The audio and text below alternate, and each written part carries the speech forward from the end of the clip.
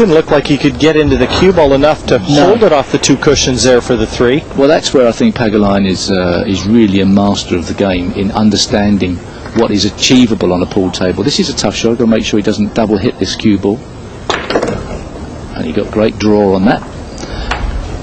He's aware, very much aware of ball sense of actually what he can do, what he can do with a cue ball, what he can spin it to, the maximums, and he's got great touch as well.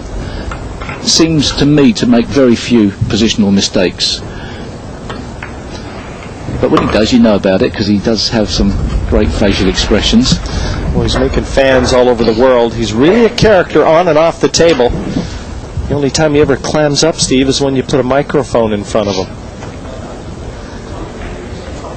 But as likable and charismatic a young man as you're going to find in the world of sport, in any sport.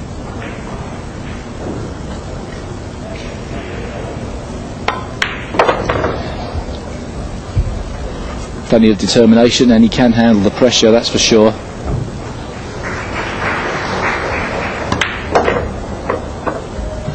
Winning is contagious, and he's won all over the globe. How's he done this season since winning the World Championship last year, Jim? Well, he just won an international event in Canada just prior to coming over back to the Philippines to start his preparation for this event. He's been spending more time in front of the computer, as you said, Steve, playing poker than pool as of late, but that doesn't mean he isn't ready for this one. 3-1. Pagulayan races out front in front of the Hungarian star. Still more to come here from Kaohsiung. Stay with us.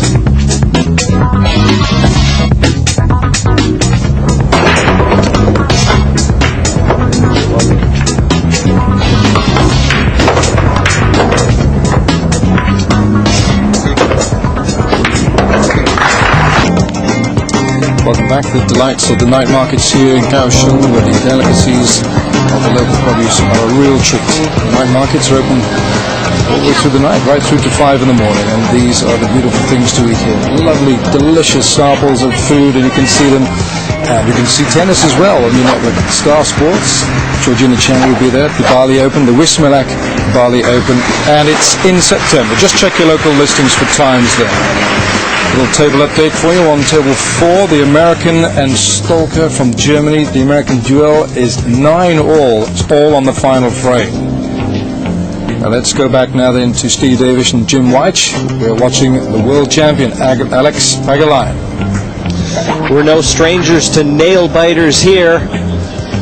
At the main stage, we saw a 10-9 match between Rodney Morris and Raj Hundal to kick things off here in the last 32, and another one taking place on the outside tables. And we can let you Corey Duel fans know, you can be very happy. Duel has just won 10-9 over the young German star Harry Stolka. Duel through to the last 16. And here Alex Pagulayan enjoys a 3-1 lead at the moment, but he won't be happy with the end result here.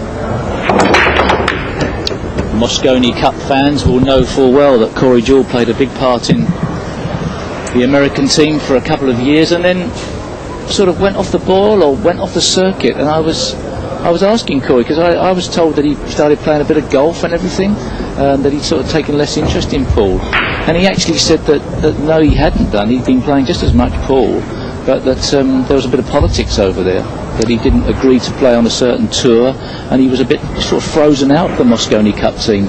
Yeah, he was playing down in Florida, and I guess was just having a few differences with the people running the UPA tour over there.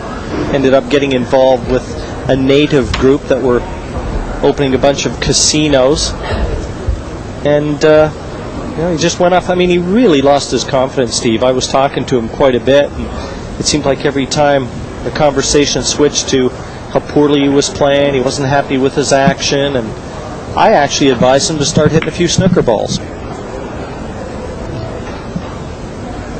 But he certainly is a great talent, and I'm sure we'll be seeing more of Corey Duel, or some of Corey Duel, in this event. Obviously, plenty of matches today. plenty of matches in the future. Not all of them can be on this match table or be shown. Some great champions don't get the chance to play in the television phases. Obviously, a lot of interest on the local players and a lot of the Far Eastern players. Naturally, that's the case. Our first match of the day, sort of effective morning starter, featured American and an English guy, and the appetizers there this evening. We've got a Taipei player playing against Nick Vandenberg from the Netherlands. That match comes up after this one. Hua Fong Wang from Taipei, and then a bit of east-west interest in Mika Immonen from Finland versus Kaneko Takahashi from Japan. Yes, an international flavor all around here on center stage. And as Alex eyes up what looks to be just a partial eclipse on that one.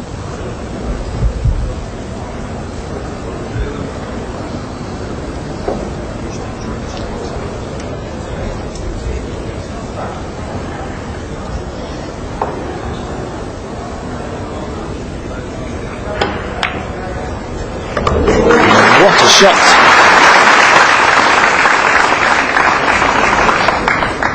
Opportunism there from the little Filipino-Canadian. Canadian-Filipino. I'll let you know after the match. Thanks. More opportunism needed should he try and run the rack here. It is possible to get on this 3-ball. And this is where you really got to know your stuff around a pool table. Is he going to cut this in to the right hand corner, send the cue ball round off 3 cushions?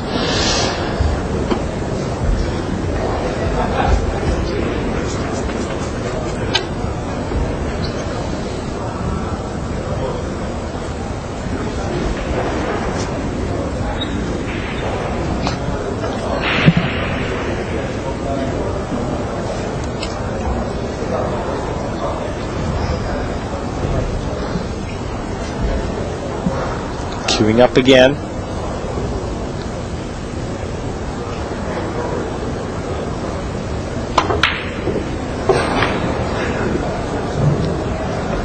That was never going to be easy. He got the cue ball where he needed to attack the 3. And now the line that Foldez is going to be looking.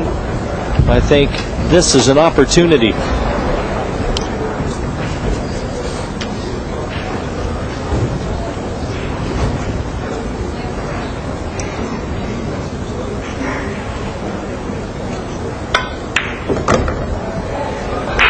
The big shot from the 3 to the 4 here, Steve. If he's going to build an opportunity for victory in this rack, this is the key shot. Yes, and the biggest problem seems to be that there is the possibility in playing this around the back of the 9, there is the possibility of collision with the 5 as it comes back out into play. So he's got to make sure he gets the side spin correct on this one.